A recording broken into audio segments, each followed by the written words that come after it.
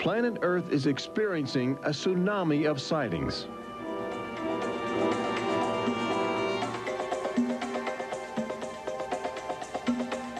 Mexico City, 1992. If you were arriving from outer space, this would be your first stop.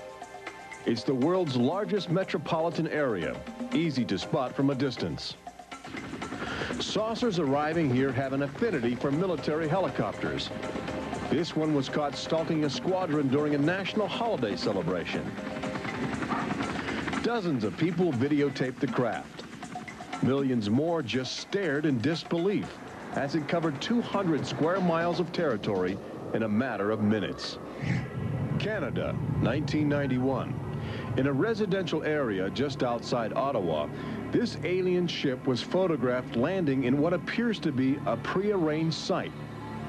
UFO investigators claim the structure of this craft reveals a technology previously undocumented. This sighting is known as the Guardian Case, named after the pseudonym of the photographer who wishes to keep his identity secret to avoid harassment from local authorities uncomfortable with the notion of alien intruders. For the last few months of 1994 and lately in 1995, Gulf Breeze, Florida has been ground zero for alien encounters. Especially during the day, extraterrestrial craft have become common ornaments in the uneasy skies. Over those dunes, right there. There she is, right there. Oh my God. Residents of Gulf Breeze routinely aim their home video cameras at the horizon. More often than not, they capture an astounding alien display. Look, there it is. Right out there. Looks like an egg on top and an egg on the bottom. You would think these alien sightings would be front page news. So why have they received almost no national attention? The answer is simple. For governments determined to maintain their authority, extraterrestrial contact is pure dynamite. They're beings from another planet. We don't know where they come from. We don't know what they're doing here. There's nothing we can do about it. Meet Captain Kevin Randall, retired Air Force intelligence officer, now a top investigator of alien encounters. Anytime a technologically superior civilization comes in contact with a technologically inferior civilization, the technologically inferior civilization ceases to exist. Not necessarily through conquest, not necessarily through invasion, but because the technology changes the underlying social structures of that civilization and it disintegrates. Those fears are reflected in a 1960 federally funded study by the Brookings Institution, which warned that public knowledge of alien life could cause civilization to collapse. So they began a policy of covering up and hiding the information, but they also began a policy of ridiculing, so that people who really see something are afraid to come forward. This isn't right to do the ridicule. I mean, a lot of people suffer. Retired Army officer Clifford Stone certainly suffered after he began private research into the UFO phenomena while still in the service. Well, I was given a lawful order while I was in the military to back off. I refused that lawful order. That resulted in me having to go to be psychoanalyzed, which kind of backfired on my command. But I was actually given a lawful order not to write to members of Congress without first getting it approved through my command, and not to talk to members of the media. Of course, I went out and violated all those directives simply because I felt they had no right, that I had a right. He also has determination. This collection of classified government documents represents years of determined effort by Stone to open the UFO files and offer fresh leads to investigators on the trail of the truth. It is not surprising that this book is making top military officials very uncomfortable. I think that some of the underlying concerns they have is the impact it will have on society as a whole if the information is ever released. But why have aliens chosen to visit our small blue planet, hidden on the distant fringes of an insignificant star cluster? Well, we invited them here. When we return, what is attracting alien visitors to planet Earth? extraterrestrials take aim on America's military. A crashed saucer becomes a top-secret bombshell. The nation's capital becomes a cosmic crossroads. And later, how Disney Imagineers have designed a way to prepare humans for their inevitable alien encounter.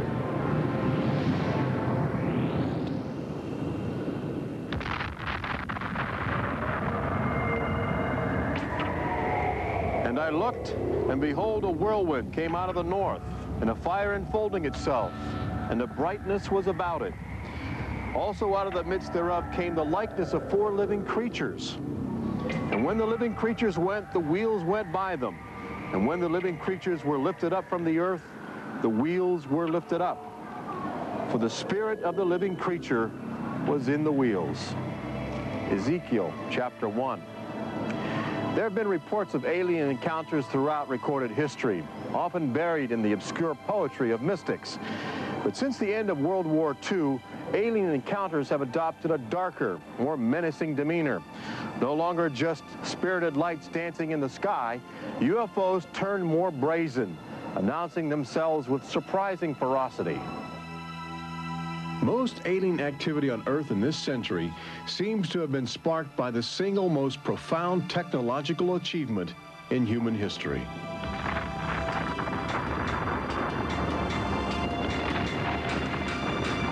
The atomic bomb did more than blow away every conventional notion of combat. It also saddled mankind with the awesome responsibility of life and death for the entire planet. But what the world didn't know in 1945 was that the atomic bomb's brilliant burst of energy would also be mankind's cosmic calling card, announcing to the universe that a technological society had evolved on a small blue planet in the backwaters of the stars. So as the world celebrated the war's end in 1945, aliens who heard man's atomic trumpet were already charting their course towards Earth, responding to our open invitation.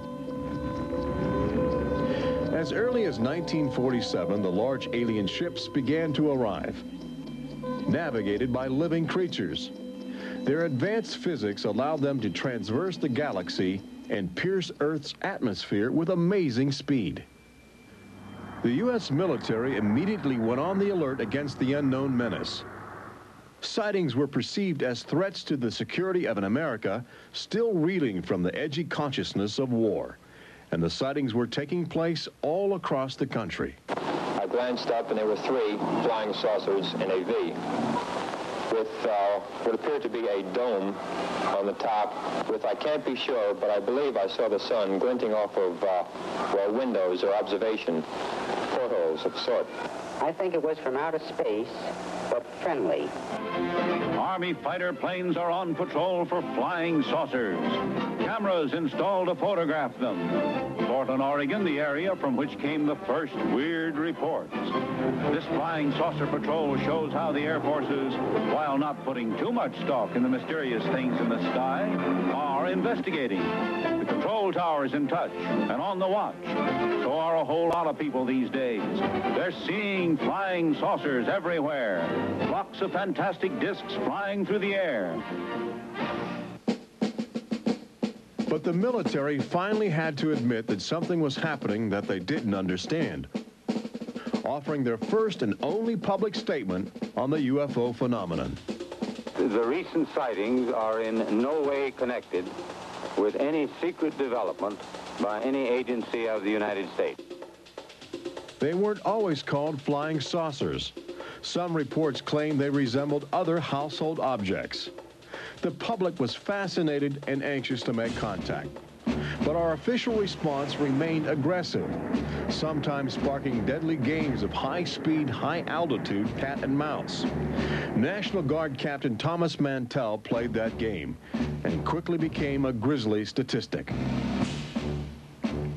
His last words, as Mantell soared at an altitude of 20,000 feet, are a chilling commentary on the power of the alien ships. I'm closing in to take a look. It looks metallic and of tremendous size. It's going up now as fast as I am. That's 360 miles per hour. I'm going after it. Moments later, Captain Mantell's mission had ended. Occasionally, the tables were turned. More than one alien craft crashed and was recovered for secret U.S. military research. The most famous case took place in July of 1947, just outside the community of Roswell, New Mexico. Famous because local officials openly admitted they had retrieved an alien ship before their commanders instructed them to keep the story confidential. What you can't explain, they reasoned, you must deny. July of 1947, the Army Air Forces at Roswell announced we had captured a flying saucer.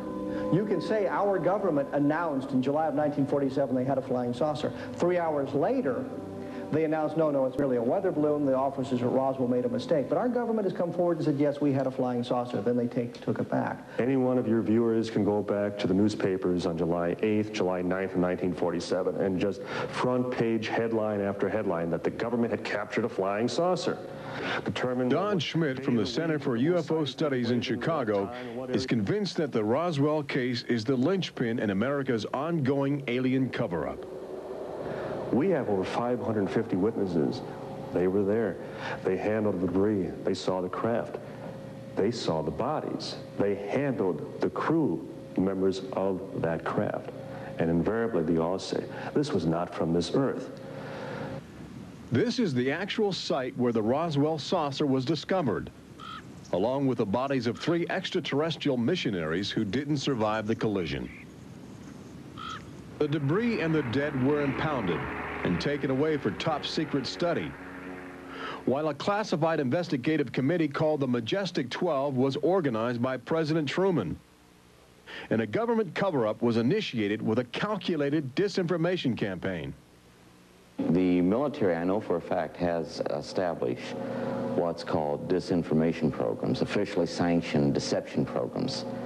This is covered by a regulation at Department of Defense level that's secret. This is the case with the unidentified flying objects. I cannot say that the Roswell incident was a cover-up, but I can certainly say that the government back then and today acted like it was a cover-up and has been subject to being accused of a cover-up. The flying saucer debris at Roswell was attributed to a downed weather balloon. There was no explanation for the alien body parts among the wreckage. Before long, other sightings were dismissed as optical illusions caused by electrified swamp gas, with elaborate demonstrations staged for newsreel cameras to back up the claim.